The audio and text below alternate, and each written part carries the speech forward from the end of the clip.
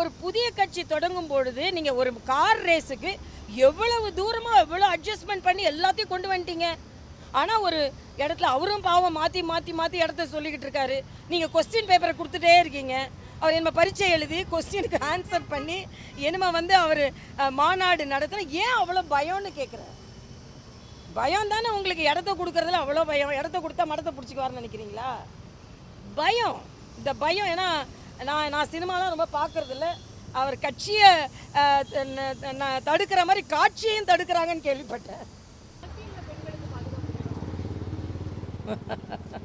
அரசியலில் பெண்கள் இது இன்னும் ஒரு ஆண் சமுதாயமாக தான் இருந்து கொண்டு இருக்கிறது.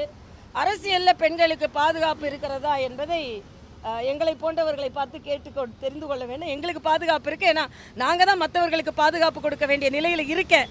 அதனால தான் அண்ணன் ஸ்டாலின் என்னோட பாதுகாப்பு எடுத்துட்டாரு. பெண்களுக்கு அதிகமாக பாதுகாப்பு இருக்குது. அதனால் இவங்களுக்கு ஏன்னா பிரேமலதாவோட பாதுகாப்பை ஏன் பாதுகாப்பையும் தான் எடுத்துட்டாரு. பெண்களுக்கு எதுக்கு பாதுகாப்பு? இவங்கெல்லாம் மற்றவங்களுக்கு பாதுகாப்பு கொடுப்பாங்கன்னு. ஆனால் பெண்களுக்கு பாதுகாப்பு இல்லை. ஒரு டிஎஸ்பியோட தலைமுடியை பிடிச்சி இழுக்கிறாங்கன்னா அப்புறம் அரசியலில் உள்ளவங்களுக்கு மாத்திரம் எங்கே பாதுகாப்பு இருக்கும்? இன்று முதலமைச்சர் அவர்கள் வெளிநாடு சென்றிருக்கிறார்கள்.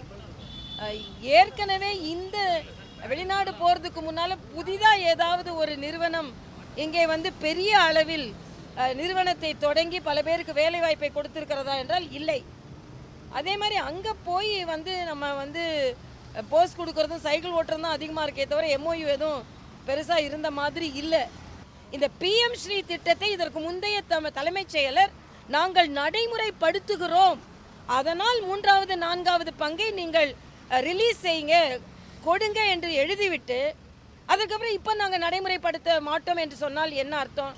எல்லாரும் பயந்து போயிருக்காங்க. அவங்க அமைச்சர்கள் எல்லாம் உதயநிதி உதயநிதி உதயநிதின்னு இருக்காங்க.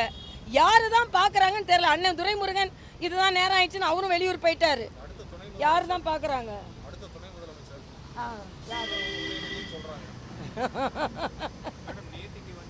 துணை முதலமைச்சர்னா பார்க்கலாம். ஆளுநர் அவர்களை மரியாதை நிமித்தம் தான் சந்தித்தேன். இதில் வேறு காரியம்லாம் பெருசாக இல்லை.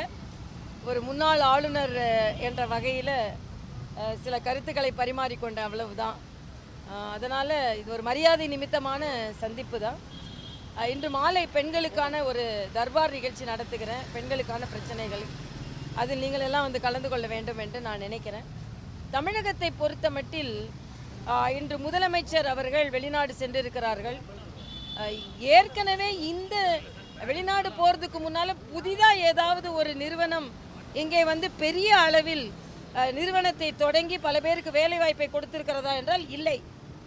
அதே மாதிரி அங்கே போய் நம்ம போஸ்ட் கொடுக்கறதும் சைக்கிள் ஓட்டுறதும் தான் அதிகமாக இருக்கே தவிர எம்ஓயு எதுவும் பெருசாக இருந்த மாதிரி இல்லை. அதுக்கு இங்கே கட்டமைப்பு இன்னும் அதிகப்படுத்தப்பட வேண்டும். ஓரளவிற்கு அந்நிய நாடுகளிலிருந்து தமிழகத்திற்கு முதலீடு வருகிறது என்றால் அது மரியாதைக்குரிய பாரத பிரதமர் அவர்கள் இத்தனை நாள் வெளிநாடுகளுக்கு சென்று பாரத தேசத்தை பற்றி ஒரு நல்லெண்ணத்தை ஏற்படுத்தி வைத்ததனால்தான். அதனால் முதல்லாம் மரியாதைக்குரிய பிரதமர் வெளிநாடு சொன்னால் எல்லாம் கேலி பேசினாங்க. இன்னைக்கு ஒரு மாநிலத்துக்கு நீங்கள் இத்தனை வரை போக வேண்டி வரும்பொழுது ஒரு நாட்டிற்கு ஒரு பிரதமர் நல்லெண்ணத்தை ஏற்படுத்துவதற்கு எத்தனை முறை போக வேண்டும்? ஆக நீங்கள் எதையெல்லாம் எதிர்த்து சொன்னீர்களோ இன்று அதையெல்லாம் நீங்கள் நடைமுறைப்படுத்தி கொண்டிருக்கிறீர்கள் என்பதான் எனது கருத்து. அதே மாதிரி இந்த பிஎம் ஸ்ரீ திட்டம் அது மறுபடியும் இன்னைக்கு கூட ஏதோ மத்திய அரசுனால ஆசிரியர்களுக்கு சம்பளம் கொடுக்க முடியவில்லை என்ற தவறான கருத்தை இவர்கள் பதிவு செய்கிறார்கள். பள்ளி கல்வித்துறைக்கு மத்திய அரசு என்ன நிதி கொடுக்க வேண்டுமோ அதற்கான முழுவதுமாக ஏறக்குறைய 90% நிதி அவர்கள் கொடுத்தாகிவிட்டது. இந்த பிஎம் ஸ்ரீ திட்டத்தை இதற்கு முந்தைய தலைமைச் செயலர் நாங்கள் நடைமுறைப்படுத்துகிறோம், அதனால் 3வது 4வது பங்கை நீங்கள் ரிலீஸ் செய்யுங்க கொடுங்க என்று எழுதிவிட்டு அதுக்கப்புறம் இப்போ நாங்கள் நடைமுறைப்படுத்த மாட்டோம் என்று சொன்னால் என்ன அர்த்தம்? நான் ஏற்கனவே புதுச்சேரியில் அட்மினிஸ்ட்ரேஷனில் இருந்திருக்கேன். இந்த திட்டத்திற்காக இதற்காக நிதி ஒதுக்கப்பட்டது என்றால் அதற்காகத்தான் அதை பயன்படுத்த முடியும். ஆக அதற்காக பயன்படுத்துகிறோம் என்று எழுதிவிட்டு இன்று நாங்கள் பயன்படுத்த மாட்டோம் என்று சொல்வது சரியல்ல. அதனால் முற்றிலுமாக தவறு செய்தது திராவிட முன்னேற்ற கழகம் தான். இன்னொன்று, கார் ரேஸை உங்களால் அவ்வளோ சீக்கிரம் நடத்த முடியுது. ஆனால் ஒரு புதிய கட்சி தொடங்கி ஒரு மாநாடு நடத்துறதுக்கு ஒரு இடத்தை கேட்குறதுக்கு அவர் லீவில் போயிருக்காரு, இவர் லீவில் போயிருக்காரு. 21 கேள்வி, 22 கேள்வி. ஆக எந்த அளவிற்கு எதிர்க்கட்சிகளை நீங்கள் முடக்க நினைக்கிறீர்கள்? பாரதிய ஜனதா கட்சி அப்படிதான். கள்ளக்குறிச்சியை பற்றி இங்கே ஆர்ப்பாட்டம் நடத்தும் போது பெண்களை எல்லாம் கைது செய்தீர்கள். ஆக எதிர்க்கட்சிகள் எல்லாம் யாருமே இருக்கக்கூடாது, முடக்கிவிட வேண்டும். ஏனென்றால் இந்த திராவிட முன்னேற்ற கழகத்திற்கு அவ்வளவு பயம் வந்துவிட்டது. 2026 பார்த்து தான் என்னால் சொல்ல முடியும்.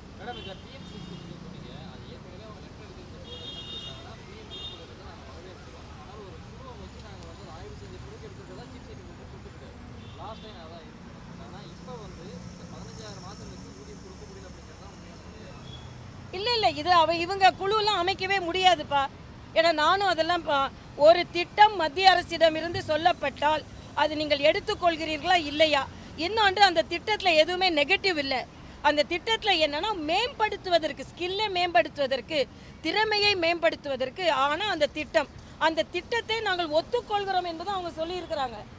அவங்க இதற்கு முந்தைய தலைமைச் செயலரோட கடிதத்தை பாருங்கள். நாங்கள் ஒத்துக்கொள்கிறோம், அதனால் 3வது 4வது தவணையை நீங்கள் ரிலீஸ் செய்யுங்கன்னு தான் சொல்லியிருக்காங்க.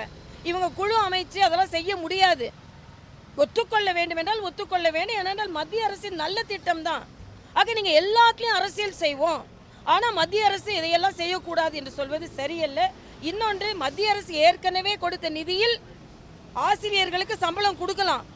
இது இந்த திட்டத்தை செயல்படுத்தாதனால தான் நீங்கள் கிடைக்காது. ஆனால் அதை வச்சு ஆசிரியர்களுக்கு சம்பளம் கொடுக்க முடியாது என்று சொல்வது திராவிட முன்னேற்ற கழகத்தின் செயலற்ற திறமையை காண்பிக்கிறது என்பதை எனது கருத்து. அதாவது முடிய பிடிச்சி இழுக்கிறாங்க, ஃபேஸ்புக்கில் அசிங்கமாக எழுதுகிறாங்க. ஆக என்னை பொறுத்த மட்டில் பெண்களுக்கு தமிழகத்தில் பாதுகாப்பு இல்லை என்பதைத்தான் நான் சொல்ல முடியும். இன்றைக்கி எவ்வளவோ நீங்கள் நடவடிக்கை எடுக்கலாம், ஆனால் ஒரு பெண் போலீஸ் அதிகாரி ஒரு பிரச்சனையை கட்டுப்படுத்த முடியாத அளவிற்கு தான் இருக்கிறார் என்றால், காவல்துறையே பாதுகாப்பற்ற நிலையில் தமிழகத்தில் இருக்கிறது என்றால் யாருக்குத்தான் பாதுகாப்பு இருக்கும் என்பது மிகப்பெரிய கேள்விக்குறியாக இருக்கிறது. இது வெளிநாடு அண்ணன் போயிட்டாருன்னா உடனே இங்கே எந்த சட்டம் ஒழுங்கும் யாரும் பாதுகாக்கக்கூடாதுன்னு என்பது இல்லை. அதனால் உதயநிதி இதெல்லாம் கொஞ்சம் பார்த்தா சரியாக இருக்கும்னு நினைக்கிறேன். ஏன்னா வேறு வழி இல்லை, எல்லாரும் பயந்து போயிருக்காங்க. அவங்க அமைச்சர்கள் எல்லாம் உதயநிதி உதயநிதி உதயநிதின்ட்டு இருக்காங்க. யாரு தான் பார்க்குறாங்கன்னு தெரியல. அண்ணன் துரைமுருகன் இதுதான் நேரம் ஆயிடுச்சுன்னு அவரும் வெளியூர் போயிட்டாரு. யாரு தான் பார்க்குறாங்க?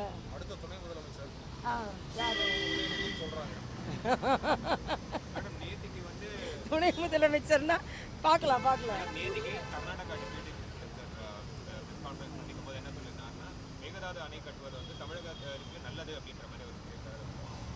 இதைத்தான் கேட்குறோம். இதே இது பிஜேபி ஆட்சி செய்யும் போது இருந்தால் என்ன சொல்லுவீங்க? இன்னைக்கு மேயர் கையை காட்டிக்கிட்டு ரொம்ப பவ்யமாக நிற்கிறாங்க. ஆமாம், கூட்டணி ஆட்சி, மேகதாது அணை கட்டுனா பிரச்சனைன்னு அன்னைக்கு ஸ்டாலின் என்னெல்லாம் பேசினாரு.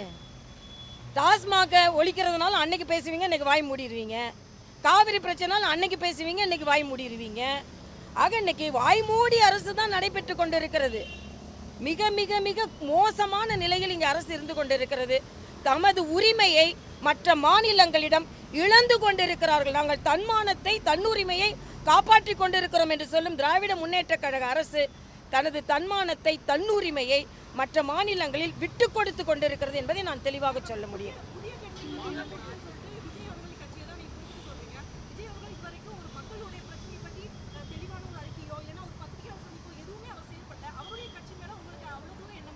இல்லை, அவரோட கட்சி எந்த புது கட்சி ஆரம்பித்தாலும் ஒரு மாநாடு நடக்கும் பொழுது ஒரு இடத்த கொடுக்கறதுல உங்களுக்கு என்ன பிரச்சனைன்னு கேட்குறேன்.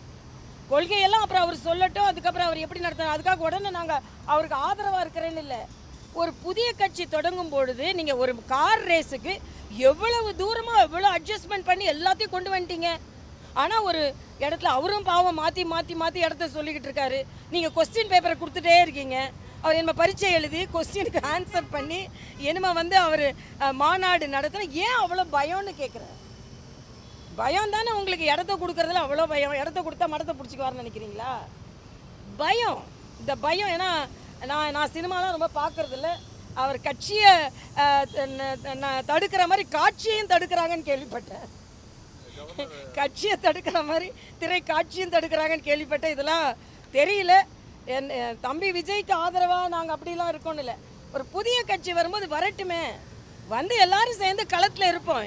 யாருக்கு மக்கள் ஆதரவு தருகிறார்களோ தரட்டும். நாங்கள் ரொம்ப கான்ஃபிடென்ட்டாக இருக்கோம், அவ்வளோதான். கவர்னர் ரவியோட ஸ்டேட்மெண்ட் பார்த்தீங்கன்னா தமிழ்நாடு பாடத்திட்டம் தரமானதாக இல்லை அப்படிங்கிறாரு. ஆனால் அதே நேரத்தில் வந்து ஃபார்மர் அண்ணா யூனிவர்சிட்டி விசி பாலகுருசாமி என்ன சொல்கிறாரு, இல்லை அவர் அப்படி பேசுனது வந்து வருத்தத்துக்குரியது, தரமான கல்வி முறை தான், ஆனால் கல்வி கற்பித்தல் முறையில் மாற்றம் வேணும். இல்லை, இதில் என்ன, அவர் பாலகுருசாமி அவர்களோட ஸ்டேட்மெண்ட்டை நானும் பார்த்தேன். அவர் சொல்கிறாரு இன்னும் சில மாற்றங்களை செய்து கொடுக்க வேண்டும், இன்னும் சில பிரச்சனைகள் இருக்கிறது. அதாவது தெளிவாக இந்த மும்மொழி கொள்கையை பற்றி ஒரு என்ன தெளிவான எண்ணம் உங்களிடம் இருக்கிறது. பிரான்ஸ் கான்சுலேட் கூட சேர்ந்து பிரான்ஸு படிக்கணும்னு நீங்கள் அரசாங்க பள்ளி மாணவர்களுக்கு நீங்கள் ஒரு MOU சைன் பண்ணிடுறீங்க. நம்ம நாட்டில் உள்ள இன்னொரு மொழியை படிக்கிறதுல உங்களுக்கு என்ன கஷ்டம்னு நான் கேட்குறேன். ஆக அனாவசியமாக இன்னொன்று ஃப்ராங்காக கேட்குறேன், தனியார் பள்ளிகளில் ஹிந்தி கற்றே கொடுக்கலையா, இன்னொரு மொழி கற்றுக் கொடுக்கவே இல்லையா? இதுக்கு பதில் சொல்லுங்க. ஆக அரசாங்க பள்ளி மாணவர்களை மட்டுமே நீங்கள் அவர்களை துன்பத்திற்குள்ளாக்கி அவர்களின் வாய்ப்புகளை கெடுக்கிறீர்கள் என்பதை நாம் சொல்லித்தான் ஆக வேண்டும். மலையாள தேசிய கல்வியில் ஒரு பெரிய பிரச்சனை, ஹேமா கமிட்டியோட ரிப்போர்ட் வந்து பல பிரச்சனைகளை உருவாக்கி இருக்கு. தமிழ் இண்டஸ்ட்ரியிலும் இது இருக்குன்னு பல செலிபிரிட்டிகள் சொல்றாங்க. என்ன நிலைப்பாடு? இது ரொம்ப வருத்தத்துக்குரியது. நான் இன்னைக்கு கூட்டம் நடத்துறதுக்கு காரணமே அதுதான். தமிழ்நாட்டில் தேவையே இல்லைன்னு சொல்ல முடியாது. எல்லா துறைகளிலும் இருக்குது, திரைத்துறைகள் அதிகமாக இருக்கின்றது. திரைத்துறையை சார்ந்த சகோதரிகளே சில பேர் தங்களது கருத்துக்களை சொல்லிவிட்டார்கள். ஆக மலையாளத்தில் ஒரு பிரச்சனை பூதாகரமாக வெடித்தாலும் அதற்கு ஒரு தீர்வு என்று வந்து கொண்டிருக்கிறது. ஆக தமிழகத்தில், ஏன்னா தமிழகத்தில் இதற்கு முன்னால் சில பாடகிகள், சில நடிகைகள், சில பிரச்சனைகள் இருக்கிறது என்று சொல்லி அவர்கள் மாய்ந்து போனார்கள். ஆக இங்கேயும் அதே மாதிரி பிரச்சனை இருந்தது என்றால், அதாவது இருக்குன்னே அங்கே உள்ள திரைத்துறையினரே சொல்கிறாங்க. அதனால் அவர்களுக்கு தீர்வு கொடுக்க வேண்டும் என்பது எனது கருத்து. அரசியலில் பெண்கள் இது இன்னும் ஒரு ஆண் சமுதாயமாக தான் இருந்து கொண்டு இருக்கிறது. அரசியலில் பெண்களுக்கு பாதுகாப்பு இருக்கிறதா என்பதை எங்களை போன்றவர்களை பார்த்து தெரிந்து கொள்ள வேண்டும். எங்களுக்கு பாதுகாப்பு இருக்குது, ஏன்னா நாங்கள் தான் மற்றவர்களுக்கு பாதுகாப்பு கொடுக்க வேண்டிய நிலையில் இருக்கேன். அதனால தான் அண்ணன் ஸ்டாலின் என்னோட பாதுகாப்பு எடுத்துட்டாரு. பெண்களுக்கு அதிகமாக பாதுகாப்பு இருக்குது, அதனால் இவங்களுக்கு என்ன பிரேமலதாவோட பாதுகாப்பை ஏன் பாதுகாப்பையும் தான் எடுத்துட்டாரு. பெண்களுக்கு எதுக்கு பாதுகாப்பு, இவங்கெல்லாம் மற்றவங்களுக்கு பாதுகாப்பு கொடுப்பாங்கன்னு. ஆனால் பெண்களுக்கு பாதுகாப்பு இல்லை. ஒரு டிஎஸ்பியோட தலைமுடியை பிடிச்சி இழுக்கிறாங்கன்னா அப்புறம் அரசியலில் உள்ளவங்களுக்கு மாத்திரம் எங்கே பாதுகாப்பு இருக்கும்? நிச்சயமாக பாதுகாப்பு இல்லை. ஆனால் பாதுகாப்பை ஏற்படுத்த வேண்டும் என்பது எங்களது கருத்து. தேசிய கல்விக் கொள்கைக்கு தொடர்ந்து தமிழகம் எதிர்ப்பு தெரிவிக்கிறாங்க. அது ஏன்பா எதிர்ப்பு தெரிவிக்கிறாங்க?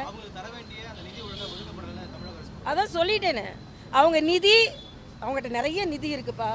தயாநிதி, உதயநிதி, கருணாநிதி, அப்புறம் அருள்நிதி, இன்பநிதி, இன்பநிதியை மறந்துட்டோமே நாம. அதுக்கப்புறம் அது துணை முதலமைச்சரின் துணை முதலமைச்சரை மறந்துட்டோம்ல நம்ம. அதனால் தவறான கருத்து. மரியாதைக்குரிய பாரத பிரதமர் நமது குழந்தைகளை இந்திய பள்ளி அறையிலிருந்து, அந்த பள்ளிக்கூட அறையிலிருந்து அவர்கள் அதை எடுத்துக்கொண்டு உலக அரங்கிற்கு செல்ல வேண்டும் என்பதற்காகத்தான் அவர்கள் ஒரு பெரிய திட்டத்தை கொண்டு வந்தார்கள். ஆக உலக அரங்கிற்கு நமது குழந்தைகளை எடுத்து செல்ல வேண்டும் என்று சொல்லுகின்ற பாரத பிரதமர், அதற்காகத்தான் அவர் புதிய கல்விக் கொள்கையை கொண்டு வந்தார்கள். அதனால் பள்ளிக்கூடத்திலிருந்து உலக அரங்கத்திற்கு கொண்டு செல்ல வேண்டிய அந்த குழந்தைகளை நீங்கள் தடுத்து கொண்டு இருக்கிறீர்கள் என்பதுதான் எனது கருத்து. நன்றிப்பா.